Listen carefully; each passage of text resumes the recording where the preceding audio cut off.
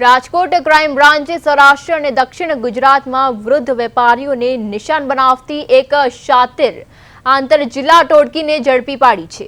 ભાવનગર ગારિયાધારનો મુખ્ય સૂત્રધાર વિકી શેખલિયા બે સગીરો સાથે મળીને ગ્રાહક બની દુકાને જતો અને વેપારીને વાતોમાં પરોવી ગણતરીની મિનિટોમાં ગલ્લામાંથી રોકડ ચોરી કરી લેતા ફરાર થઈ જતો હતો। પોલીસ તપાસમાં બહાર આવ્યું છે કે આ ટોળકીએ રાજકોટ, ભાવનગર, નવસારી અને વાસદ સહિતના વિસ્તારોમાં 10 જેટલી ચોરીઓને અંજામ આપ્યો હતો। પોલીસે સીસીટીવી ફૂટેજ અને બાતમીના આધારે કાર્યવાહી કરી આરોપીઓ પાસેથી ₹2.58 લાખની રોકડ અને કાર મળીને કુલ ₹7.58 લાખનો મુદ્દામાલ જપ્ત કર્યો છે।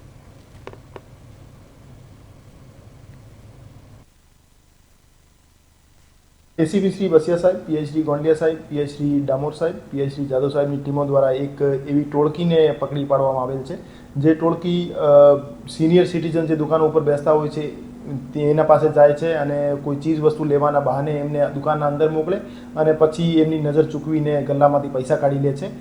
આ ટોળકીના 3 સભ્યો રાજકોટ શહેર ક્રાઇમ બ્રાન્ચ દ્વારા અટક કરવામાં આવેલ છે, જેમાં મુખ્ય આરોપી વિકીભાઈ વેલજીભાઈ શેખલિયા જે ગારિયાધાર ભાવનગરના રહેવાસી છે, એમની સાથે 2 સગીરભાઈના જે બાળકિશોર છે એમને પણ ધરપકડ કરવામાં આવેલ છે અને એમની પાસેથી 2,58,000 રોકડ અને એક વેન્યુ કાર કબજે કરવામાં આવેલ છે।